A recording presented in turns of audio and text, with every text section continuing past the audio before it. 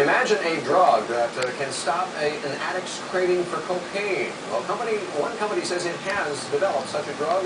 We'll talk about it with the company CEO after this. In headquarters. Joining us now to talk about a new vaccine the company is developing to try and help cocaine addicts get off the stuff. Robert Garrity is the CEO of Immulogic Pharmaceuticals, and he joins us today. Nice to see you. Thank you for joining us, sir. Thank you. Where does this stand right now? Where are you? You're heading for clinical trials, or where do we stand on this? Yeah, we've demonstrated in animal models the feasibility and the actual activity of a vaccine to induce antibodies to cocaine in animal models. It's currently in what we call preclinical development, and we anticipate being in the clinic with the first version of the vaccine in 1997. How does it work? In English? Yeah, the vaccine is simply like a childhood vaccine, but it is unusual in that it has a synthetic cocaine derivative attached to it, which induces antibodies to the cocaine molecule, as opposed to inducing antibodies to a bacteria or a vaccine. So if I take this vaccine, I don't get the same kind of high, if you will, from cocaine that I would otherwise, or how does it work? Yeah, that's true. The initial modest target for the vaccine is 400,000 people each year who seek medical assistance to get off the habit.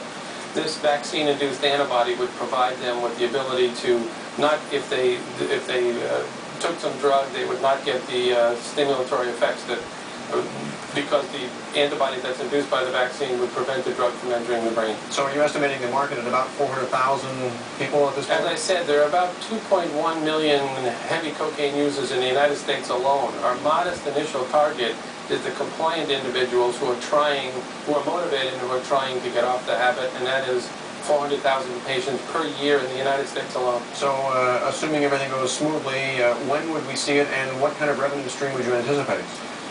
We haven't thought a whole lot about the revenue stream. We're more interested in getting the product to market in this much needed area where there are no other therapies.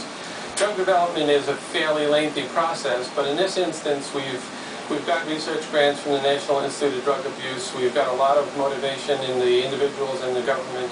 We're moving quite quickly into the clinic with this, and it's possible, since this is a life-threatening disease as deemed by the FDA, that we might be able to register the product on surrogate markers, meaning we can show that we can keep the cocaine in the blood and it does not enter into the brain, much like we've already shown in an animal model. But so it could be shorter than a normal 5-year drug process. Right.